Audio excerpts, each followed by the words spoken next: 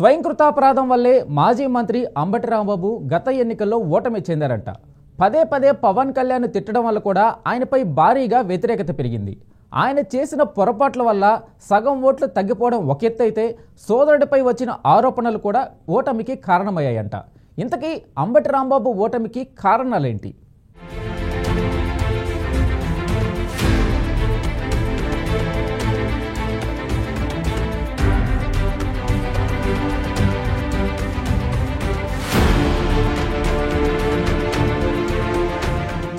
గత 5 ఏళ్లలో సత్తెనపల్లి నియోజకవర్గంలో అంబటి రాంబాబు ఎలాంటి అభివృద్ధి చేయకపోవటం వల్లే ఓటమి చెందారని పలువురు చెబుతున్నారు. ప్రతిపక్ష పార్టీల శ్రేణులనే కాకుండా వైసీపీ నాయకులతో సైతం వ్యంగ్యంగా గౌరవం లేకుండా మాట్లాడేవారని ఆరోపణలు ఉంటాయి. ఎన్నికల ముందు తన సొంత అల్లుడు గౌతమ్ సోషల్ మీడియాలో నెగటివ్ కామెంట్స్ చేయడం వల్ల అంబటి రాంబాబుకు బాగానే డ్యామేజ్ జరిగింది. ఆ తరువాత అంబటి ప్రెస్ మీట్ పెట్టి మరీ తన అల్లుడిని తిట్టడం కూడా ప్రతికూలంగా మారింది.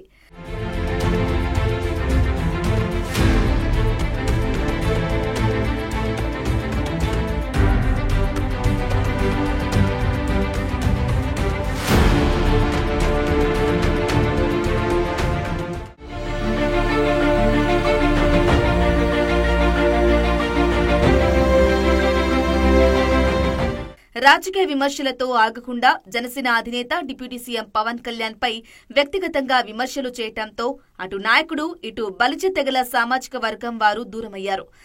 సత్తెనపల్లి నియోజకవర్గంలో కాపు ఓటు బ్యాంకింగ్ బాగా తగ్గిపోవటం అంబటి రాంబాబు ఓటమికి ముఖ్య కారణాలు అయ్యాయి. సత్తెనపల్లి చుట్టుపక్కల మండలాల్లో పలు భూ కబ్జా వివాదాల్లో అంబటి కూడా ఉన్నారంటూ పెద్ద ఎత్తున విమర్శలు వచ్చాయి.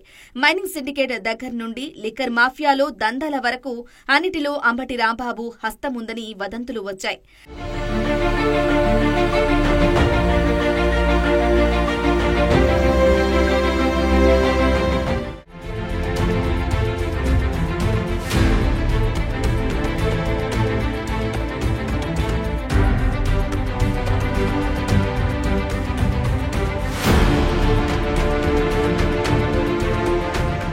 అంబటి సోదరుడు మురళీకృష్ణ కూడా సత్తెనపల్లిలోని ఓ ప్రముఖ హాస్పిటల్ కు చెందిన మహిళా డాక్టర్ పై లైంగిక వేధింపులకు పాల్పడ్డారనే ఆరోపణలు కూడా అంబటి రాంబాబు ఓటమికి ప్రధాన కారణమని కార్యకర్తలు భావిస్తున్నారు.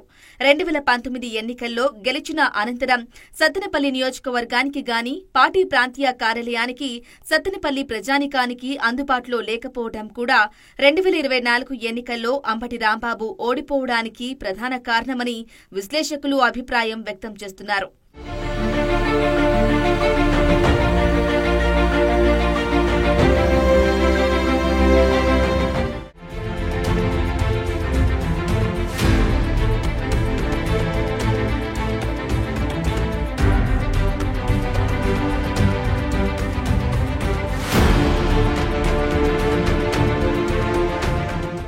ఇప్పటికైనా అంబటి రాంబాబు తన తీరును మార్చుకుని దూకుడు శైలిని తగ్గించుకుని రాజకీయంగా ఆచితూచి అడుగులు వేయాలని పలువురు సూచించారు.